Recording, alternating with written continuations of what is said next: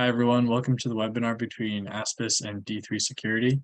We'll be walking through a demonstration of how you can use automation to reduce response times for malware alerts for about 90%, which is what we've seen from our clients.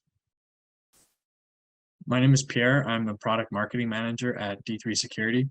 I was on the implementation team for a few years, and I worked with MSSPs and enterprises to configure SOAR and implement it for their specific use cases and tools.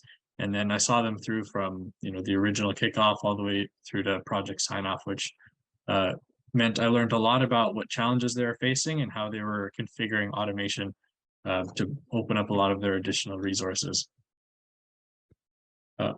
With me on this call is Vadem. He is one of our strategic partners in Europe, Middle East, and Africa regions. He leads business development and strategic accounts there. He works with teams on the ground as well to help ensure that project implementations are successful. Vadem, I'm not sure if you want to say anything else. No, thank you very much, Pierre. Great. So a little bit about D3 is we've been around since 2012. We have over 125 employees, the largest integration development staff in the SOAR market. And integration development is something we pride ourselves on and something that SOAR vendors often leave up to their customers. Today, I'll be walking you through a demonstration using a specific set of integrations. However, just know that we do the development. We have hundreds of them, and they can all be used inside the SOAR platform, from the most famous tools to ones that only a handful of customers use.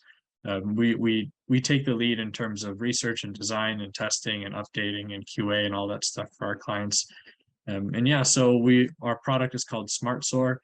We launched it and we named it Smart SOAR to differentiate between our tool and some of the other SOAR tools that just focus on simple automation or don't provide a more holistic automation solution. One of the issues we see in the security market right now is that some companies have invested in deploying the best security tools in their category: CrowdStrike for EDR, Active Directory for identity management, Palo Alto for network, these types of tools. And while they are the best at what they do, oftentimes alerts created on those tools lack insight into what's going on the other ones. So that's the trade-off you make when you avoid product monopolies like Microsoft. There are gaps between them, and oftentimes your team are switching between tools. So what Smart SOAR does is we understand these tools better than any of our competitors, and integrations between them means that all of our incident response playbooks can take the MITRE tactics and the original alert detected from your EDR. We can cross-check the network activity on your NDR. We can check user activity on your identity solution. We can check your email tool for the original file that it may have been included in. We can really complete the picture on a lot of different attack scenarios. So this is why we call the tool Smart SOAR, because it takes a lot of research to be able to understand what the strengths and weaknesses of these different tools are and then fill those gaps. I'll let Vadem speak a little bit about ASBIS. Yeah, thank you very much, Pierre. Good morning, good day, good evening, everyone, depending on where you are. Thank you very much for joining our webinar. So a couple of words about ASBIS. So ASBIS Group is a leading value-add distributor, developer, and supplier of IT, IoT, and robotics products. Well as solutions, services. We are covering Europe, Middle East, Africa, Central Asia, and Caucasus regions. In over 30 years of our operation, ASBIS has grown into a solid international group with subsidiaries in 28 countries with over 2,200 employees and approximately 20,000 customers. And we are covering 60 plus countries worldwide. The group is also an authorized distributor of Apple products in 10 countries, and we manage our network of specialists and showrooms with Apple products in these markets. The company shares have been listed at the Warsaw Stock Exchange since 2007, and you may find us under symbol ASB. Next slide, please, Pierre. Yeah, so a couple of words in terms of introduction.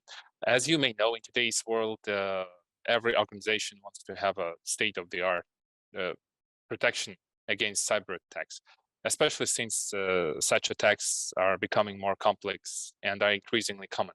Well, lagging behind in the security department can cost an organization millions of dollars, euro, wherever you bet. and could potentially result in a serious reputation damage.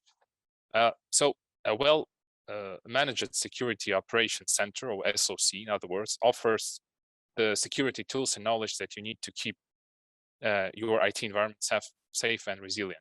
An SOC can be seen as a physical location of the information security team. The team is responsible for monitoring and analyzing an organization's security posture on an ongoing basis. So to carry out its security task, so SOC team uses a combination of technologies, as you may know, and set of cybersecurity processes. So the latest SOC trends reflect a shift towards more advanced and proactive approaches in detection threats and proactive response. Well, following the above, one of the key tools to protect an organization in 2023 is SOAR. So what is SOAR actually? Let me give you a couple of words about that. So SOAR stands for Security Automation and Response. Yeah, SOAR tools are designed to help organizations to automate and streamline their security response processes. By using SOAR tools, well, organizations can quickly and effectively respond to potential security threats, such as malware attacks or data breaches. One of the ways that SOAR might help is the automation security response, which is provided by a centralized platform for coordinating and managing the various steps involved in responding to a security incident. For example, SOAR tools can automatically gather and analyze data from multiple sources. Example of such sources are network devices, servers, applications, etc. Once a potential threat has been identified, SOAR tools can automate the execution of response actions, such as isolating hosts, for example, which contains the threats. Organizations can quickly as well mitigate the impact of a security incident and prevent it from spreading to other parts of the IT environment. Well, so moving on, Pierre will elaborate on this topic, of course, under the angle of D3 Smart SOAR and the demo he prepared. Thank you, Pierre. Yes. Over to you. Thank you. So moving into a little bit about how D3 operationalizes automation. You can look at the left-hand side of this graph as the first part, which is consolidation of all your alerts into a single queue. Once that's in, then we move into the middle stage of the event pipeline, where we normalize all of the data. So a really important part in automation is making sure that all of the key values inside your security alerts are all stored inside the same fields. For example, your host name is always mapped to a standard field called host name. Depending on the data source, these can be in different places. And if that normalization isn't done properly on ingestion, then your playbooks are either going to get really complicated to build and reconfigure to account for different scenarios, or they're not going to work because the data that it's looking for is in the wrong place. So D3 automatically normalizes these alerts on ingestion. We get rid of duplicates, and then we run it through something called event and incident playbooks to enrich and prioritize them. So this is where we gather in information and data from all of the other tools in your environment to help figure out what severity level is this event that's coming in. And then we create just a single queue for all of your investigation team to just work through the incidents one by one. A little bit on the potential ROI for deploying automation into your environment. So here on the left-hand side, we've ran a quick calculation on the amount of time and money spent for analysts processing false positive malware alerts. So we estimate it to be around 27,456 euros every year if you're getting 936 malware events per month.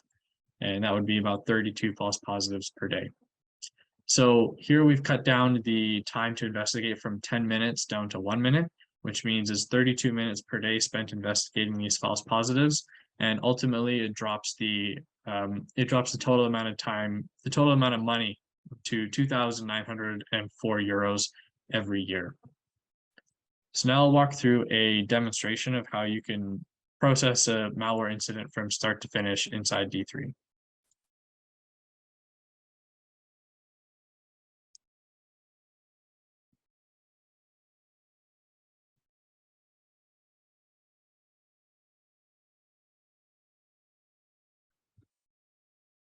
Okay, can you see my screen, Vadem? Yes, Pierre. Okay, great. So what we're looking at right now is the investigation dashboard. So this is the consolidated queue of all of our security alerts right here. What I've done is ingested a few alerts from our Sentinel instance, and this one in particular is what we're going to be looking at. By scrolling down, we can see all of the key information from the raw alert mapped to our D3 system fields. So this is the normalization that I was talking about.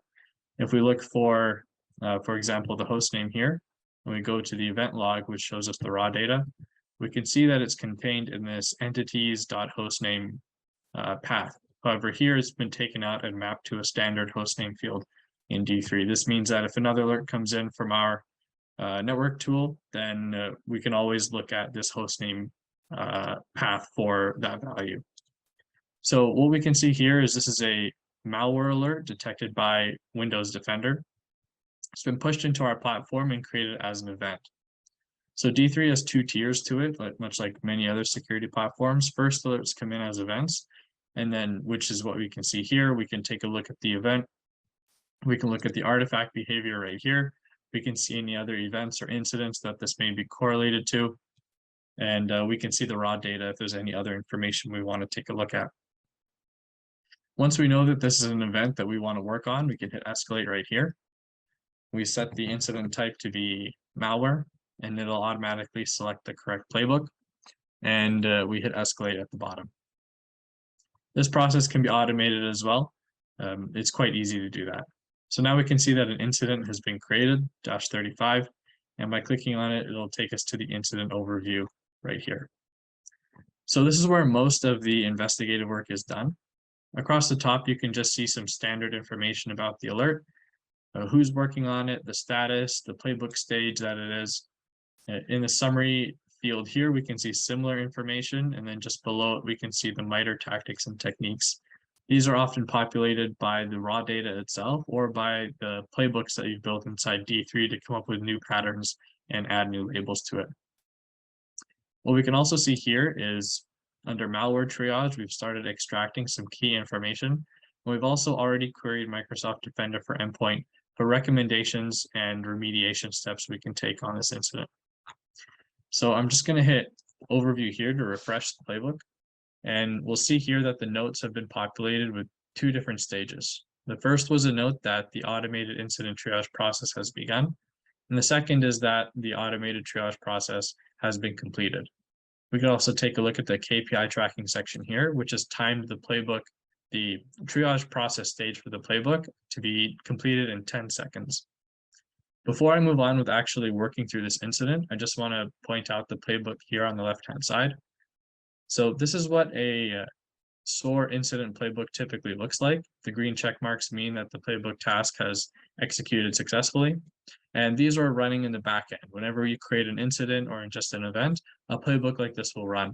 And you can imagine each one of these tasks is one or two manual tasks that you would that can be automated right here. At the bottom right, you can see how many tasks have been completed, which ones have errored out, and which ones are suggested to have worked on. At the end of the presentation, if you have any specific questions about playbook development, I can always answer those as well. So coming back to the incident overview, we can take a look here, and it says, please review your pending tasks to analyze the results. So I'm going to go here on the left-hand side to our pending task section. Click on the outstanding task, and we'll see some data that's been populated automatically by the playbook. So we have the hash that we're looking at for the malware. We have the risk score coming back from both recorded feature and virus total, tagging them as pretty suspicious. We've got some more information from Defender on where this malware may have been seen last. And then we're prompted here to indicate whether or not this hash looks malicious to us. I'm going to say yes, because both recorded feature and virus total have tagged it as suspicious. Something similar happens for the IP address. We get open source intelligence and who has information on the IP. Here we can see it's been registered in Mumbai and also some South Brisbane. So there's some discrepancies here that are a little suspicious, and also I'll tag this one as malicious as well. Then we're just pulling in additional information from our EDR, from the host itself, and also down here from our SIEM to see if there are any related events. So here we can see that 2 have come up, both low severity. I'm just going to hit confirm. This machine is within our domain, so we do need to process it. I just want to take a quick pause here and mention that this is a standard design for incident playbooks. Incident playbooks really excel at pulling in relevant information and displaying it to the investigation team for them to make decisions on. After which they can also go in and assist with remediation, taking actions in like on affected hosts and in the environment itself. But typically in implementations, one of the first milestones for playbooks is to focus on data consolidation, making sure that we're pulling in the right info and then presenting it to the team in a useful way. So here we can see that another note has been added. It says user approval is required for automated response actions. Please review your pending tasks to request user approval. So similar to before, I'm going to go into our pending task section. And there's another outstanding one, which is ask for permission to use response actions. So this is a manual intervention type of task. It doesn't want to just go in and automatically make changes to the environment. So I've hit approve. And then what's going to happen here is I have my email open and I'm going to be sent an email from the D3 application. And it says, dear user, we have identified unusual behavior on your machine. And as part of our incident response process, the SOC team have reviewed the situation and they require our feedback. So here's all of the information from the alert and also a link to come in to a web form. What it's going to do is it's going to ask for a response.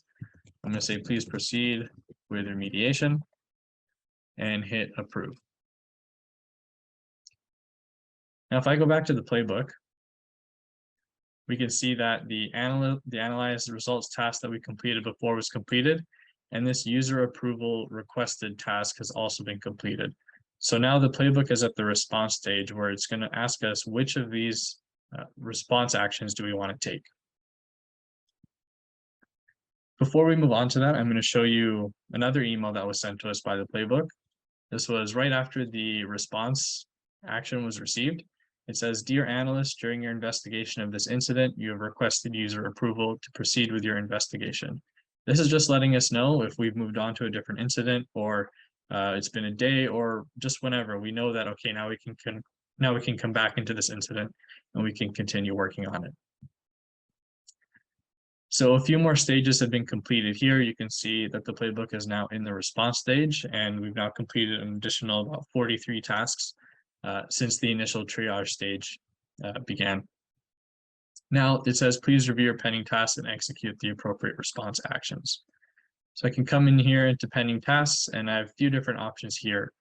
Quarantine the file, scan the host, quarantine by ID, and checkpoint block IP. So I'm going to hit quarantine by ID. Hit run, and then I'll initiate a scan on the host right here. Then I'll go to verify response actions completed and say were any automatic response actions executed. I'll hit yes and done. Then you'll see that the stages switched over to closed incident, and it's automatically closed the incident off for us. It should tag that as well here in the incident notes. And then also in my email, it's going to send a final incident report, which I'll include right here. So dear user, we identified this suspicious incident. We've successfully processed the alert. And here is a summarized incident report. So this comes with every single alert inside D3. If you work on an enterprise team, and you're required to submit these reports for high or critical severity incidents. These are available. These can be downloaded automatically through the platform. You can download them as a Word doc and customize some of the text. The information here is populated by the playbook, and you can also affect that as well. For MSSPs, this is extremely helpful because if you're offering a this kind of reporting service to your clients, this can save you a lot of time as well. We're also able to white label this, so it's all your branding and it's all your style as well. So here in the executive report, you can see the different stages that have been completed, the artifacts, and then any additional data and also the KPIs here. So how long the different stages took. As you can see, this one took just maybe 5 minutes, including all of my talking, which is a substantial time save compared to, the potential hour it might take to gather all the information from the different tools, compile them into a single source, make the decision, request approval, take action in the environment, and then write up the report afterwards. So this automates a lot of time, and typically we see customers use these every day. So that's it for my demonstration. I'll pull up the presentation now again, and then we can proceed with the Q&A. And Vadem, I'm not sure if you wanted to add anything to that before we move on, but I think that was a succinct demonstration of what automation can do here. Yeah, absolutely, Pierre. Well, what can I add is that ASBIS is completely open for those who is attending this call and interested to have a demo, maybe on many other, let's say, in many other aspects where D3 can act as a perfect source solution. Please let us know, and yeah, you will see what you want. I would say this is one of like thousands, out of thousands scenarios which was demonstrated, and yeah, I guess you might be interested in something else, and just let us know. Reach out to our ASBIS colleagues, and we'll do the best to organize possible sessions based on the demo or based on maybe probable introduction to D3. Yeah, that's right. Yeah, thanks, Vadem. Okay, so we've got time for a couple questions. I have some here that have been sent outside of the call. Right now, it doesn't look like there are any in the open Q&A, so I can just tackle a couple of these. The first is, can you explain the role of playbooks inside D3 SOAR and how they contribute to reducing response times? Yeah, so within D3, there are 2 alert tiers. The first is event and the second is incident. The reason we split these up into 2 tiers is so you can run 2 sets of playbooks. The first one is called an event playbook, and it runs on every alert on ingestion. And typically, event playbooks are used to set the priority for incoming alerts, and then also to check D3's database for any incidents or other events that it may be correlated to. That way, we don't have to create a whole new incident for it. We can just attach it to an open one. And then at the incident level, which is the main, which was the bulk of our demonstration, we use it for data enrichment and then remediation. And so by combining these 2 different levels, it's typically the platform engineers that are responsible for playbook development, but you can automate hundreds of tasks per alert if you really get into it. So another question was, how does D3 SOAR ensure that its automation does not disrupt other network operations while responding to malware incidents? So we do that in a few different ways. One is with the proper integration credentials. And so if you have multiple tenants or multiple client sites, all actions taken within a tenant site will only be using that tenant's integration connection. So there's no crossover, there's no sharing of data between tenant sites. And so for MSSPs, it's really easy to keep everything focused into the same environment. Within a single incident itself, what we usually do is we auto-populate the input parameter for any remediation tasks. For example, the isolate endpoint by ID task and scan host task that I completed during the demo. The input parameters, such as the ID and the host name, were all populated automatically from the original raw event. So that means if these commands were to run automatically, they would have had to come after I had requested approval, and then after the user or my manager or whoever had given the go-ahead. Then that data, then those actions could have been triggered automatically, or as you saw for myself, we can add in a human intervention, a human interruption. We can make that decision ourselves. Also, for every single incident in D3, there's a timeline of all the actions that have been taken, and that's an immutable record of activity. So it's always easy to go back and audit any actions that have been taken. And that's it for the questions that I received. And so if there aren't any more on the call, then we can call it here. And everyone, please look out for the recording on our YouTube page afterwards. And Vadem, if you have any final words. If not, we can, just say thanks, everyone, and have a great rest of your day. Yeah, thank you, everyone. Yeah, from our side as well. As I mentioned, do not hesitate to contact ASBIS, but especially for those who've never touched the SOAR topic or probably want to touch SOAR topic with these three, want to consider these three in their environment. Again, please reach out to ASBIS colleagues and to ASBIS peers you are aware of, and yeah, we'll do our best to help you out to implement the best SOAR solution existing in 2023. Thanks, everyone. Thanks, Vadem. Thank you, Pierre. Pleasure working with you.